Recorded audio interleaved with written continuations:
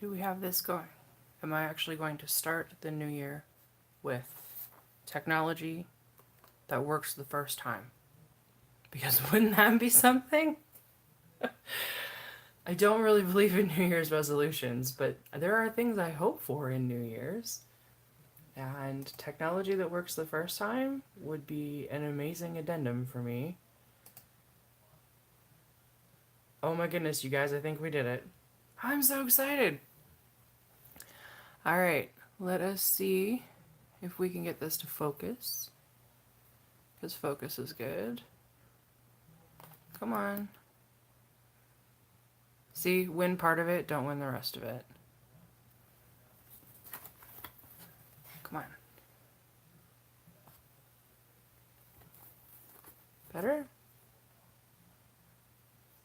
Not overly. I'm sort of watching it on my laptop, right? Or not my laptop, my main screen, trying to see if I can get it to focus. But maybe as we flip, it will do some better job of that. Hello, Myrna. Thank you for coming. I'm excited to see you. Happy New Year, babe. So I thought to kind of kick off the year, I would go through my sketchbook. This one is just about done. I try really hard to finish my books within a weird arbitrary timeline. We haven't really gotten there. So we're going to do what we can, and then I will be starting a new book for this year. So this book is what I call a studio journal sketchbook. Lots of different names for it. It is a Dilutions visual journal by Ranger. It's the big one. I'm not entirely certain what the measurements are. The paper is a thicker, almost cardstock. So it takes all kinds of media really well without buckling. Copic will bleed through, but Copic will bleed through mostly anything. What I love about it as a feature the most is this giant envelope, which comes affixed on the inside, which is where I keep all of my business receipts, because I don't yet have so many of them that I have to be obsessed with a file folder. So all my supply receipts are in there, invoices that I've sent out to clients, that kind of thing. And the way that this binding works. So the way the book folds shut, the binding goes just around the contained book, which is pretty great because then this book actually can expand a fair amount while this outer case lies pretty flat.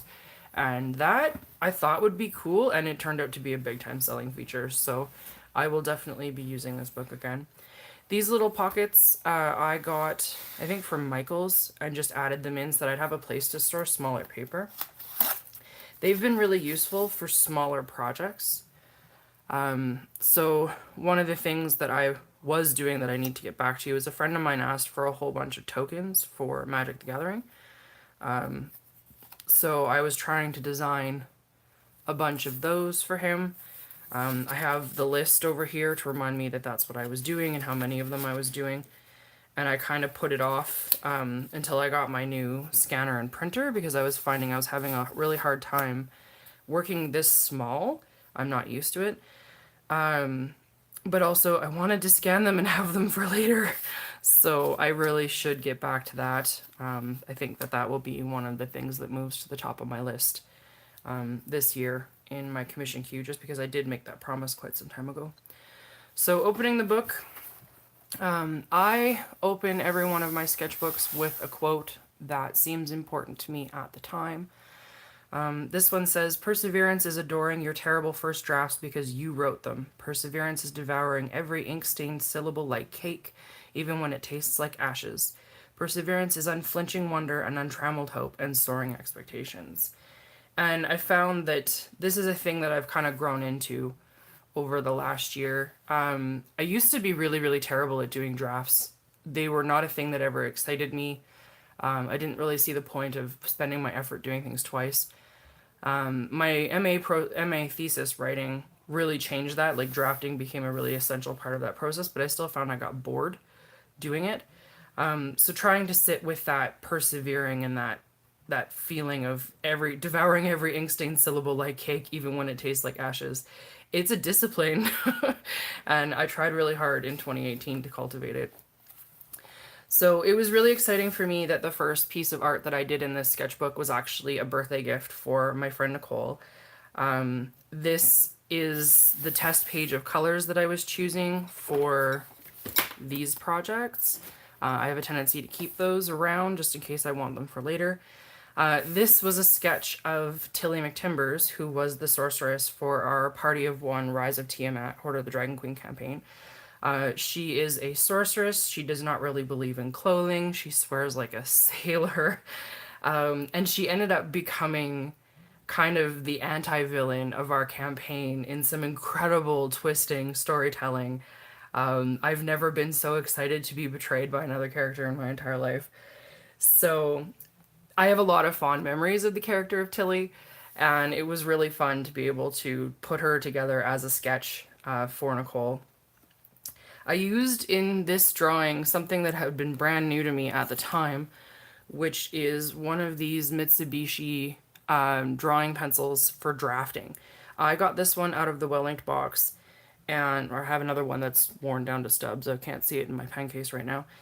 It's blue on one side and vermilion on the other, and it has the ability to not show up on photocopies, and you can just filter it out in Photoshop. So, like, you can do your underdrawing in it, do your ink work over top of it, and then just get rid of it without having to erase or mess around like that.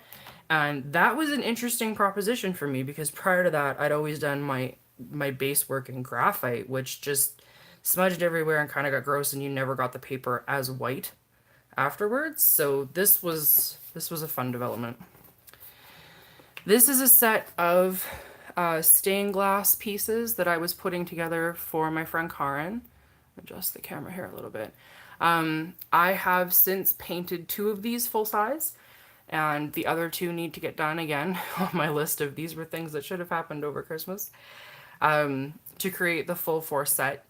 She wanted something to hang in her dining room that would be a mix of geometric shapes because that's what her partner loved, and organic shapes because that's what she loved. And so I came up with these kind of based loosely around an elemental theme. And then these are just some color swatches from the final paintings, just to kind of remind myself of what I went with in case I put down the piece and then came back to it later. So part of why I keep a sketchbook is testing products so that I have them later for reference without having to go through and swatch them every time I want them. So this is the Monteverde Noir ink collection. My friend Kim got it. I was really excited about it. So took my swatches so that I'd have them for later. A poem that I really liked. I try really hard to like write down things that excite me or inspire me or provoke me in some cases. Just that when I'm going through these books again, it's like, oh, there's that spark of thought or inspiration that I was maybe lacking before. This is a piece of quick birthday art I did for my friend Charles while he was deployed to Latvia. That's his character from our Rise of Tiamat campaign, Arin. Arin made up with Tilly and my character Shava, 3 points of a love triangle that was ridiculously amazing in terms of story and betrayal and epicness. So it's been kind of cool to work with both of them in that context. I'm starting to write out that campaign as a novel now, so it's pretty awesome. Creativity is the greatest rebellion in existence. This is true. This map on this side was an experimental map that I made. It's done on really, really heavy watercolor paper, which was probably my first mistake. And it's done with Copic marker ink that I had then brushed over with a paintbrush full of the liquid blending fluid from Copic. And it created really interesting like planes and deltas that I then kind of went back into with other colors and rivers. So it was an interesting process. I don't know that I would do entire maps like this because it's not necessarily all that predictable. And I'm not super crazy about not knowing what's going to happen. Spudgun, hello, darling. Happy New Year. I'm sorry, just looking up at the chat now. I get talking and then it's like, oh yeah, there's things that I should be looking at. So this was kind of the start of getting myself organized for a map that I drew that kind of started me off on the whole map making thing. I was writing for myself with kind of the idea that I was going to start a campaign or something for friends. I'd been reading about West March's campaigns and thought the idea was really, really cool. I live in a small town, I'm away from most of my people, and I would like to game with some of these people more than I get to. So I was like, well, I'll develop an area and then, populate it, come up with the NPCs and all that stuff, and then maybe they can just wander around in it and it'll be fun. I'd never done anything like this before in the context of creating a game. I had done it in the context of writing a book, but it's not quite the same thing. So this was initially done on my graph paper book that I did my Inaven map in, which is down here a little ways. I like having everything in one place, even though it's a mix of text and drawings. That works well for me, so I think I'll keep going with that. So just notes on NPCs. This is the original map that kind of started everything. It's on graph paper because you use what you have. And it was the area that kind of... I remember just sitting on the couch and going, I'm going to draw a map today, which I had never done before. And was like, I need to know, like, this is where I'm at. I need to know what the landscape looks like over here in case they want to go over here. And I just got it done. And this map took me probably about 12 hours over the span of 2 days. And it was just unlike anything else I'd ever done. So that kind of prompted an entirely new direction that has changed everything for me in the last 8 or 9 months. So that's been super, super cool. I made a key to go with it of just different places that I had labeled on the map that were really cool. There's details on the map that I have no idea what they are. I came up with names just because they seemed like fun names. And that's a reference for me to have for later, where you can be like, oh, they're up in the Cloud Pass stair, which is right up here. I don't know what that means, but we can go and check it out because we know it's called that, which might prompt me to do something else. So this was a really cool thing for me. I tried doing a stables. I don't like this style of map for myself. I just find it really architectural and not all that inspiring for me. Information on the town of Inaven for my characters. Really inspired by ICRPG, the game that Runehammer put together. Just wanting to kind of play with my little cartoony style. I did some coloring for there, took note of what colors I was using in case I wanted to add more stalls to this particular market. And the idea would be that you put these out on ICRPG size cards and then use them as part of that adventure system. Playing with more kind of architectural maps. There's dog hair in my book. Awesome. I colored a photocopy of the Inaven map just to see what it would look like with color. Wasn't super... I don't know. It wasn't my favorite thing. It wasn't terrible, though. I think it might have just been my color choices. Playing with things that might make icons for maps at a later point in time. Other points that might be interesting in terms of the story. And I think part of the reason why I'm showing you this is, like, this isn't a polished book, and that's important to me. It's a studio drawing. I keep track of just about whatever. Like, this was a list of things I needed to do in July. This book tends to go everywhere with me in my backpack. It's got ink swatches. It's got nonsense. This is the first adventure I ever wrote that I just ran actually for the first time a couple days ago. This is the map that went along with it, which I think I showed in the last video. So I talked a little bit more about that last time. This was my potential Patreon map list before I realized that I had completely overscheduled myself in terms of dealing with commission work on top of Patreon work. I'm hoping this year to manage my workflow in a different way so that I'm being more productive on the Patreon side of things. But that really does depend on the commission state, just because that tends to mean bigger deadlines and more pressure from people that I'm working with. This was my first attempt at a top-down kind of battle map. I don't really know that my style is really well suited to top-down, but we'll see. The intention is that all of these palm trees eventually have the level of shading that this one over here does. This was kind of my prototype. I really like how it looks. The dimensionality of that makes me happy. There's a quote by Pablo Picasso that says, "Inspiration will find you, but it has to find you working." I was working away on this map and feeling like relatively lackluster about it, and this character person idea came to me for the Palm Dryad Matriarch, which is going to be kind of the head of the dryads that live down near an Avon. And like I never ever would have, well, not never ever, but I definitely wouldn't have come up with her in a different context. So I now have a short story and a bunch of description about how she works, so that I'll remember that for later. One of the things you might be able to see is I'm starting to have numbers that are like 15 out of 100 or 14 out of 100. I started partly through the summer doing a 100 days challenge to just try and keep myself in my sketchbook a little bit more, because when I'm doing a lot of commission work, I don't tend to make art for myself. It tends to be all about the art that I'm making for other people. And that is okay for a while, but eventually you have to fill your own well so that it's sustaining. So, the 100 Days Challenge really pushed me to be in my book every day. Sometimes I got a lot done, sometimes I didn't get much done. And sometimes it was just reference stuff. Like this is all just different flags. I found this page of flags on the internet, thought I would like to have that for reference, and literally redrew it for my own having. This was the start of what I hope will eventually become a painting. Not quite done with the design. And what I love about it is it encourages me to take my book different places and do different things. So this was a sketch I did actually from a real building out at Elk Island National Park, which isn't too far away from where I live. This is a traditional Ukrainian settler home.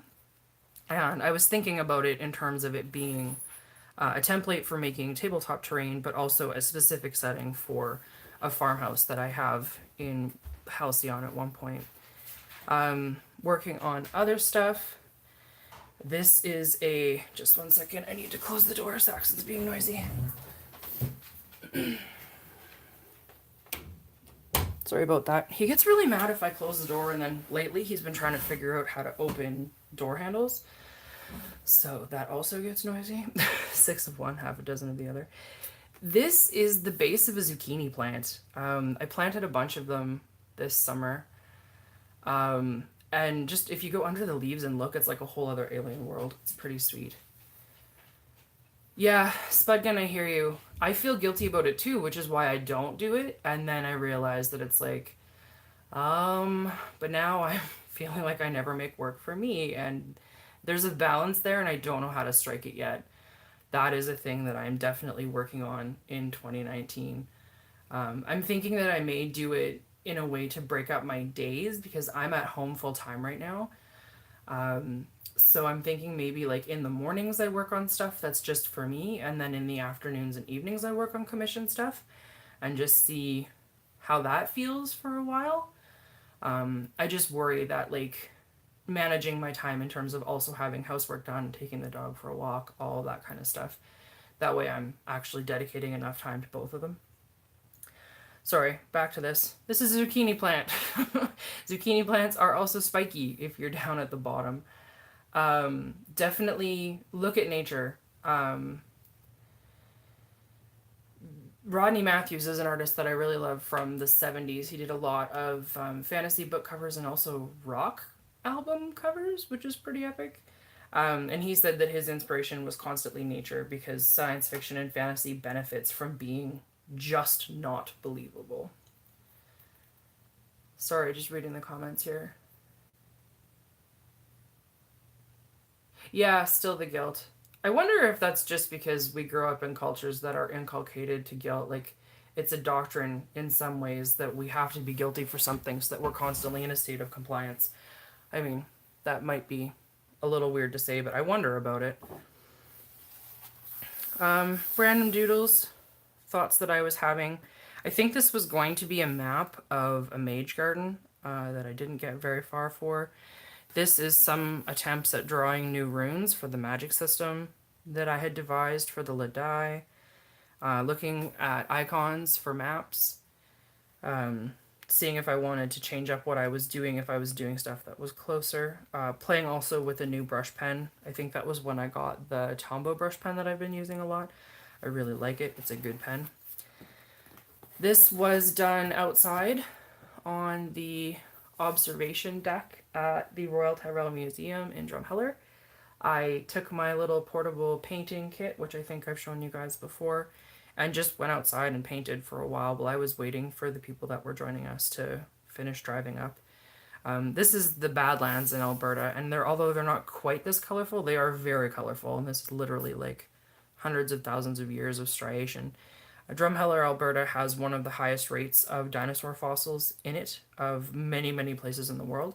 So there's an epic museum and really cool places all around it that you can go check out. More of my 100 Days project, starting to work with compass roses, which I had never really spent a lot of time with before. Rock formation in Scotland that I saw in a picture. I think it was one of the blogess's pictures when she was on holidays. Notes on my friend Ian's map. Ian's map is going to be interesting because he has an incredibly rich and detailed world that is entirely cultural. He has never once tried to build a geographic map for his world. So he knows that certain places have mountains, but he doesn't know why it has mountains, if they're magic or if they're natural. He has no idea even where some of the kingdoms connect, other than there has to be a trade route that goes from one place to the next. It's going to probably take us years to get his map sorted out, and it will be a very, very, very collaborative process. But he assures me that that will be fine because it's taken him over a decade to write as much as he has, and he doesn't anticipate being done anytime soon. So this was kind of what he brought me, and I was like, okay, let's try and fill this in. So we have these rough shapes of continents that he had given me. He's like, okay, I kind of sort of want mountains here. There's a giant wall here. There's a lake with a island. And it got really interesting. We ended up talking more than drawing it out, but it was a fascinating proposition. Another compass rose that I was working on. I really, really like how this one turned out. I think I colored it later in the book. Walking myself through Devin Rue's map making cartorial. Maybe that's a word now. Tutorial. I followed all of her steps and didn't end up creating the final map in this book. If you guys are Patreons of hers, she offers that tutorial. It's quite useful. I suggest you check it out. A few more compass roses. This one is based on Art Deco stuff that I was I was going through a phase where Art Deco was everything. I did it deliberately in half because I saw Hankering for a Nail on Runehammer do something in Photoshop that I didn't know how to do, which was take half an image and just mirror it to create something that was perfectly symmetrical. I still haven't tried the Photoshop end of it, but I'm going to with this one because I'm super curious as to what that will look like. I got Photoshop right around this time, and that was new to me, so it's still very new to me. I am by no means even an amateur with that program, but I'm working on it. Working on the main floor of the inn for Inn and Avon. Another compass rose that got used in one of my Patreon maps. I really like this one. Again, with the heavy Art Deco influence. And then this was working on the tavern setup for the Inn Avon Inn. I actually quite love the logo for this particular inn. I felt it was actually pretty inspired, so that was cool. Just doodling random jewelry. I forget, Bedouin maybe was the inspiration for these. I'd have to look. I had the pin saved on Pinterest. Made a note to myself that my day 36 for this was spent actually writing instead of just drawing things. The colored version, it doesn't show well in the camera, but this is actually a really, really pale lilac, which in person is quite beautiful. Trying to do a tunnel map, and it ended up just looking like a Mario level of sorts. Oh, that's good to know. Thank you, Spudgun. I signed up for Cartographers Guild a while ago and really didn't know how to get involved with the community. It seemed just difficult to kind of engage people, so I really didn't put as much time into that as I could have. But yeah, I'm thinking that I'm going to need some tutorials. I do well following tutorials, so that could be a thing. I know that, I think it's Daniel from Daniel's Map, has a set of tutorials available on Skillshare, specifically for map making. I haven't seen them yet, I just know they're out there. So thinking about that possibility as well. Is it as friendly as the Facebook group? Because that would be awesome. I'm a huge fan of that Facebook group. I think we have good people there. It's pretty right on. Cool. I appreciate your opinion on that. Thank you. So yeah, a couple more things. This is a standing stone of some kind based on a stone that exists in the real world somewhere. I thought it was really cool how there were kind of paving stones around the bottom, and I wanted to emulate that. This was based on a crystal point, not an actual megalith. I was thinking that might be an interesting kind of chain pendant insignia thing for something. This was the initial sketches trying to figure out the logo for the salmon spyglass. They all look really, really silly, but that is okay. More doodles for my 100 Days project. This ended up being a giant stream of consciousness block of ideas about the relationship between kingfishers and one of the kingdoms in my book. So that was really cool. I started making myself a chart for my 100 Days project so I could remember where I was. More doodles. This is based on an inkwell that actually exists. I think it's from the 1920s. I thought it was really, really cool. I have no experience drawing weapons, and I suck at it. I don't think that's something I'm going to do a lot of if I can avoid it. This was really cool. These are painted in watercolor, and then I went over them with metallic ink.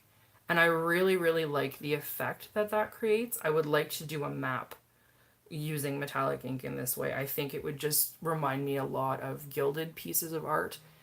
The way that we would have illuminated manuscripts from back in the day, depending on like monasteries and stuff like that. This was cool. This was super inspiring, and I want to come back to that. This is drawn based on a sidewalk that my friend Bianca sent me from Scotland. I guess in some old parts of the city that she lives in, there are sidewalks that looked like they're made out of paved bricks of glass. So like they're translucent and you can see down. Well, you can't see through them, but you can tell that they're translucent. And apparently this is kind of what it looks like underneath. Like you have the light coming through the bricks like they're these teeny tiny skyscrapers, and they light up the cavern that's underneath it. And apparently this was super common back before there was ready electricity. Because it expanded the amount of working space you could have in a building without having to light it during the day. So there used to be corridors for utilities. There used to be, in some places, entire like sewing rooms and factories and stuff like that that were taking advantage of the natural sunlight that you didn't have to build over the ground for. And I'm not 100% sure on what the building below grade accomplished for them because we didn't research that part. But I liked the idea of that. I thought it would make a really neat architectural addition to one of the cultures in my book. This was me starting to work out the pattern for the map for Runda for Scribe's project. That's the bell tower for that project. Talking about festival clothes for the Ladai. This is the map of Runda as it got finished.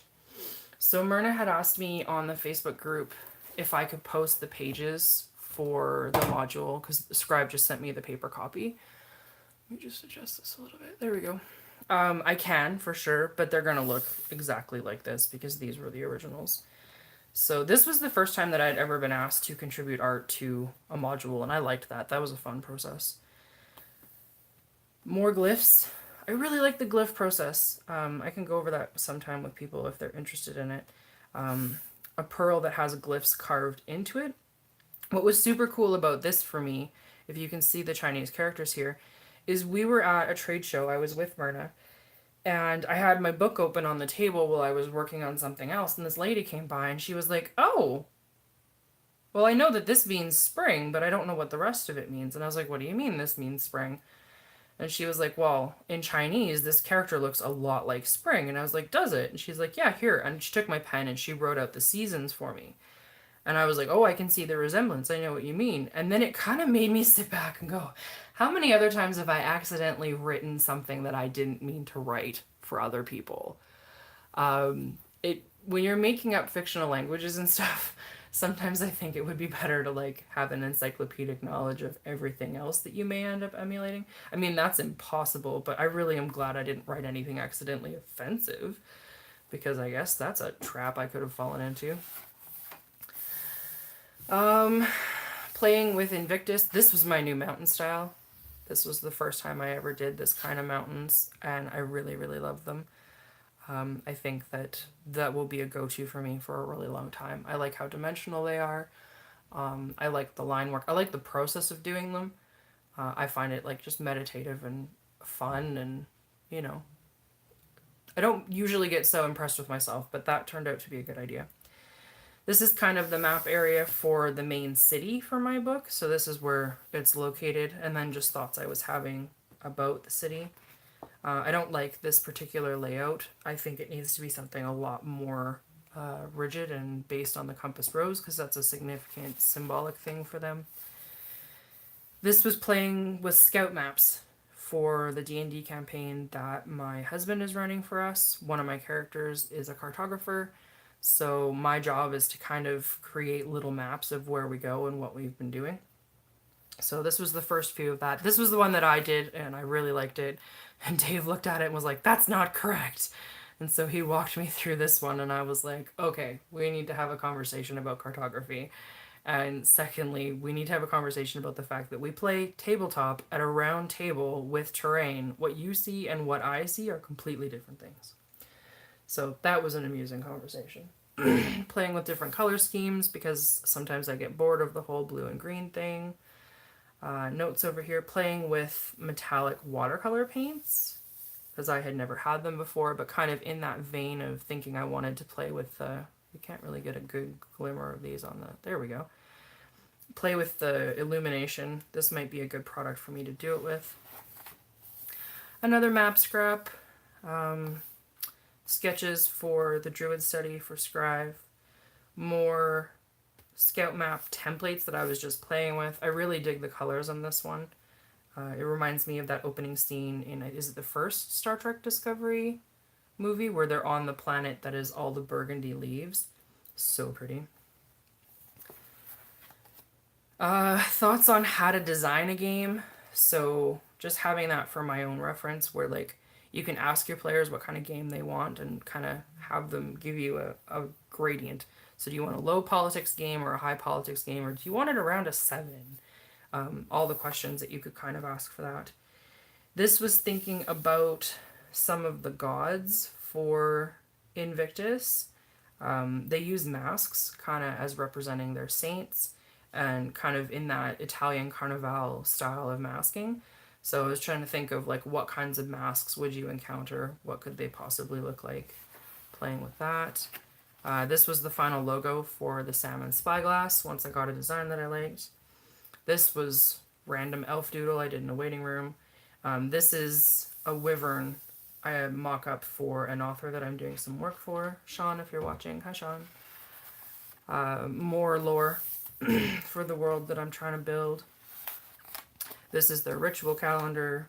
More ink samples. This is the blue that I've been using on the water for all of my maps. I'm really quite in love with that color. The rough up for the Salmon Spyglass. The final for the Salmon Spyglass. Hello Batman, how's it going? I have no idea what that was about. Oh, I was using the dip pens. That's what it was. There's a really cool setup that Myrna sent out in one of the Wellink boxes, that you had a bottle of the Ecoline Ready to Rock watercolor, and then you had one of their watercolor markers, and you could dip the marker into the watercolor and then draw with it or write with it, and it would do an ombre effect as you kind of went along. That was a ton of fun to play with. This was a rough map I needed for when I was writing. I was writing a scene where Tilly ends up getting killed by a lich that happened in our game that I want to preserve for my novel.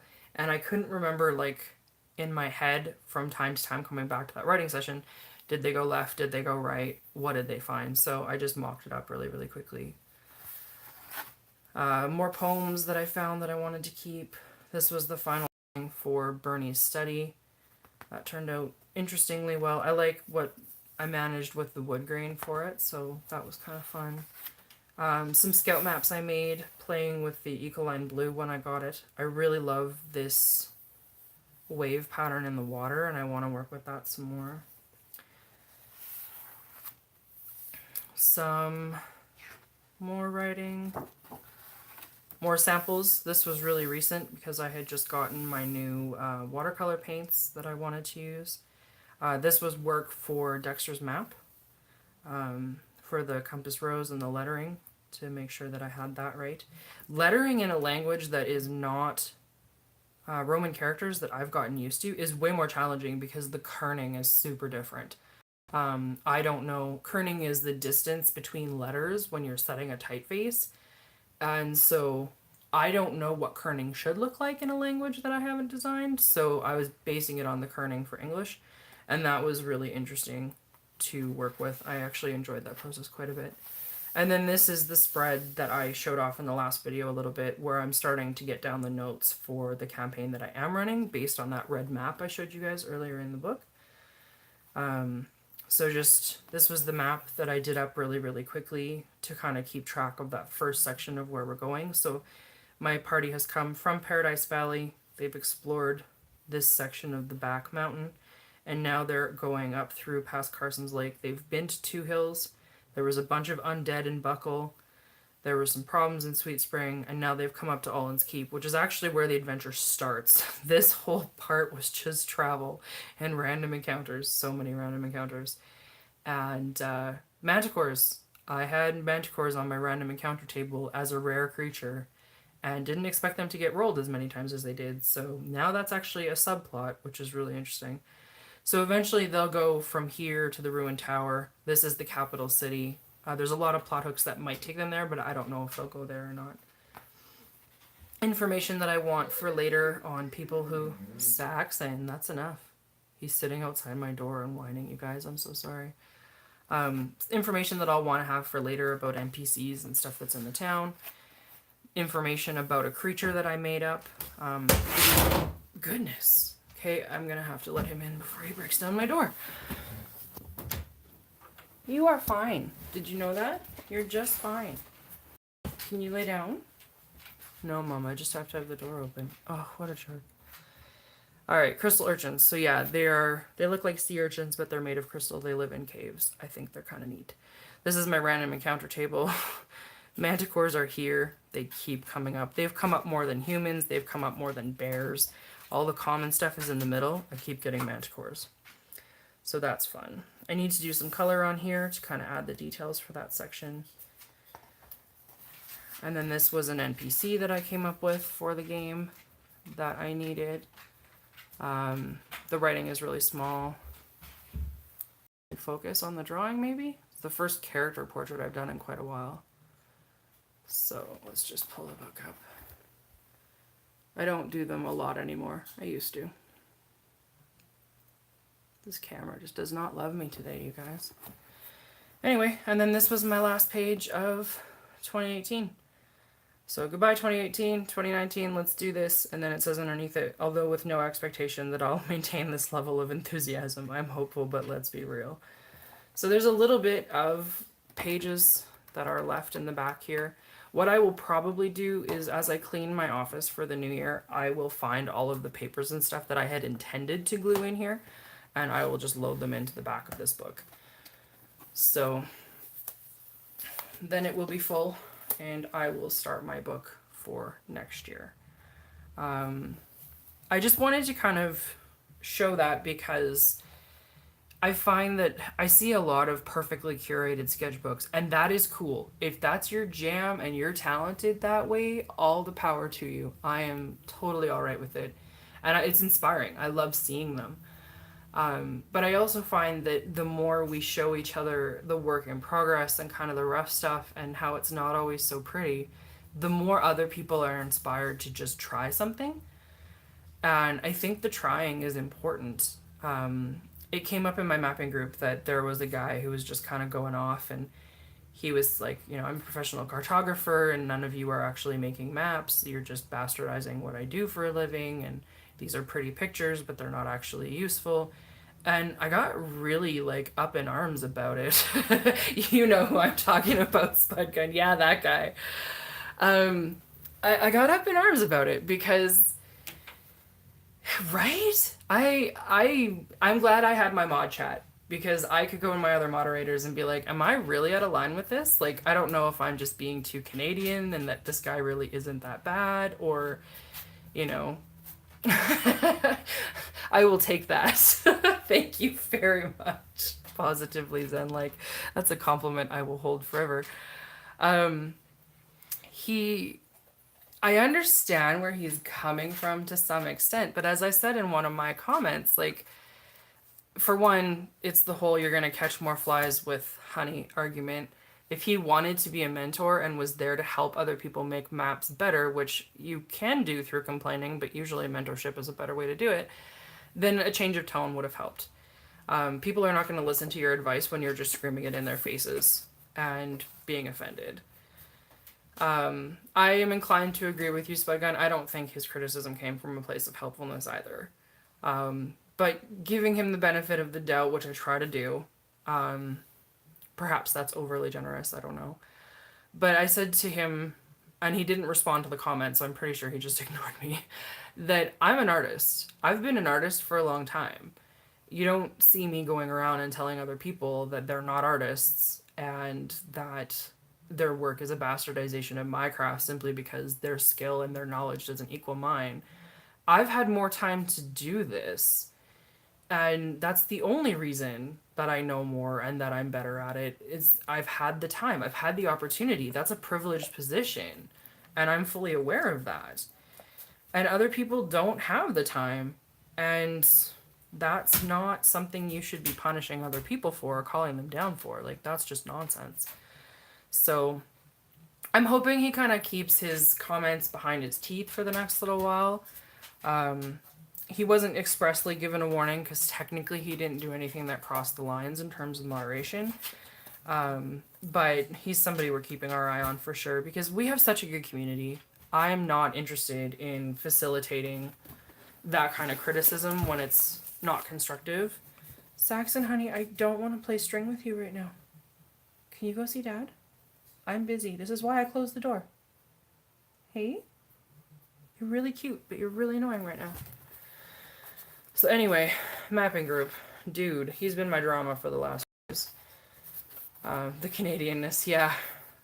I've been told that I'm overly polite even for a Canadian. So perhaps that's something else I need to work on in 2019? Who knows? We joke, my guy, that he gives me remedial asshole lessons because I do have a tendency to be too nice. And he, being an army captain who's been in charge of the infantry for 20 years, does not have that compulsion at all.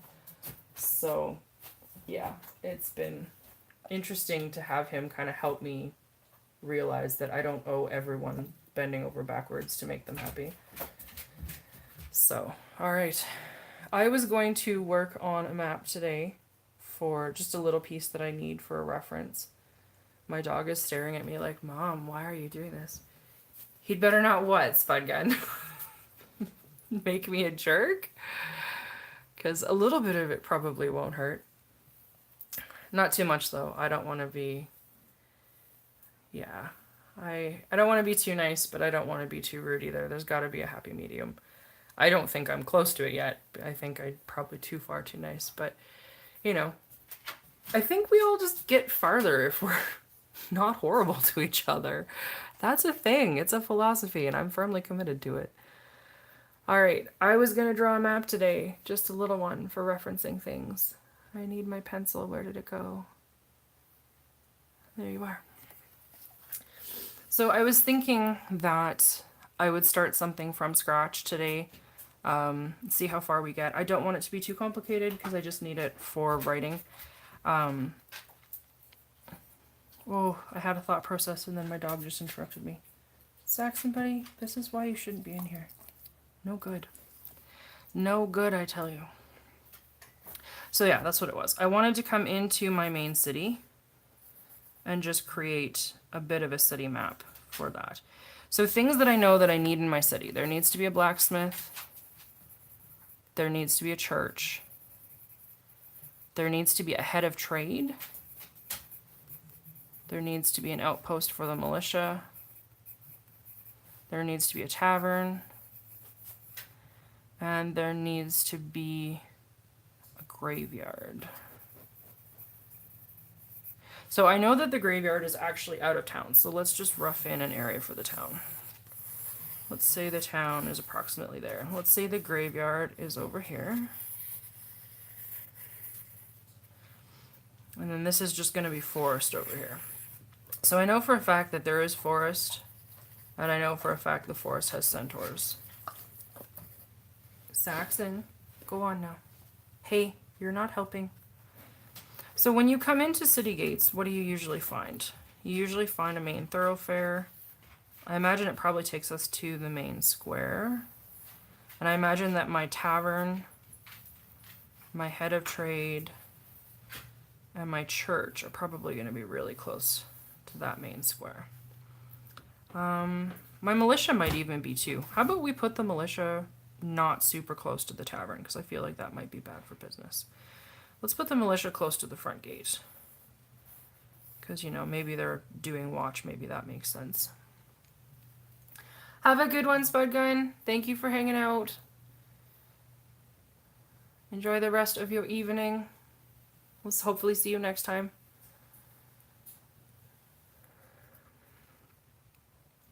So then I want to take this main thoroughfare. I want to kind of hook it around and give myself an idea of where the main arteries are for routes in the city. I know we're going to need one that leaves town over here and goes toward the graveyard. And then this main route's going to come over here, come up to this borough, like that, over here. So in Canada, we are on what? The eastern side of the continental divide? Oh man, my geography is so not good. We typically have all of our dirty industry on the east sides of towns, because that way the wind is not blowing it into town, it's blowing it away from town, because the wind on this side goes from west to east. So I'm going to say over here, this district is all like the tanneries, the butcher, dirty jobs, etc. I'm going to say that this area by the church is kind of the ritual quarter. I don't know if there's more than one church here. There might be. It's definitely a polytheistic kind of setup in terms of the people. And then we'll say that this is the tavern. We'll call this the entertainment district. And maybe there'll be another little pocket entertainment district down by the gate.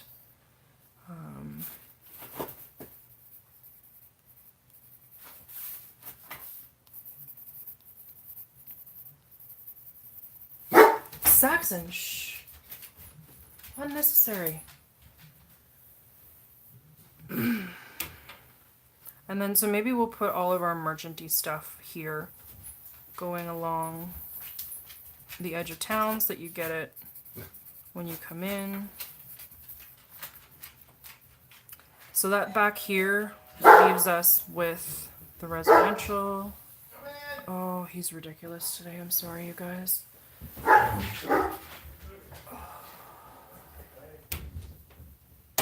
I don't know how to deal with the fact that he needs this door open for his anxiety, because I never believed dog anxiety was a thing.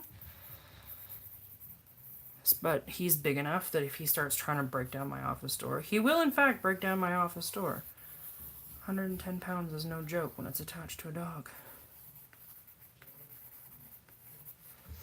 And then I feel like there's another, maybe the city administration is in here.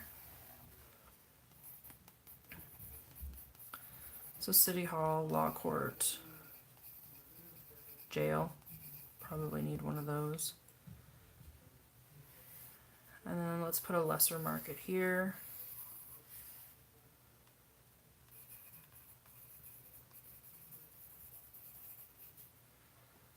Main market.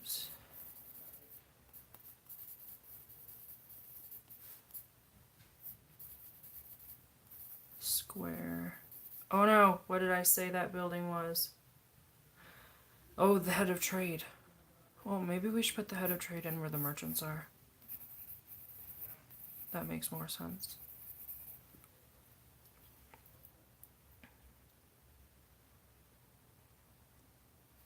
Should I put the blacksmith there? Or really, the blacksmith is probably going to be over here.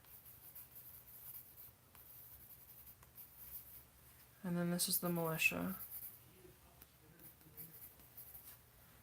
And I guess this is going to end up being maybe the slums, the lower end of town.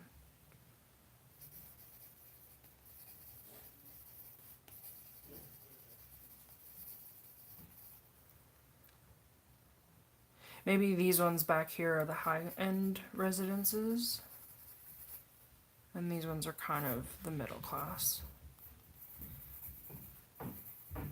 I like having my residential areas kind of split up into classes, although that's not necessarily accurate to, depending on where you were in the world, the way that that was set up. Like, if you look at Paris in 1776, which was right before the French Revolution, they had a really, really integrated living arrangement in a lot of cases where people lived in areas that were well combined from lower class to upper class. People would share neighborhood blocks, that kind of thing.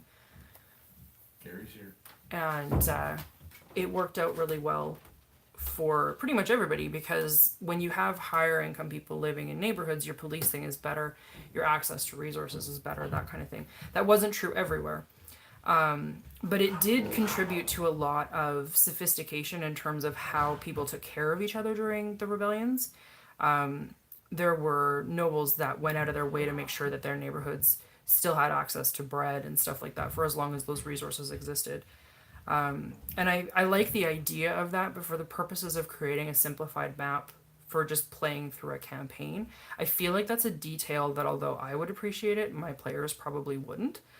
Although that could just be my players and not players in general. That's something that I would have to figure out.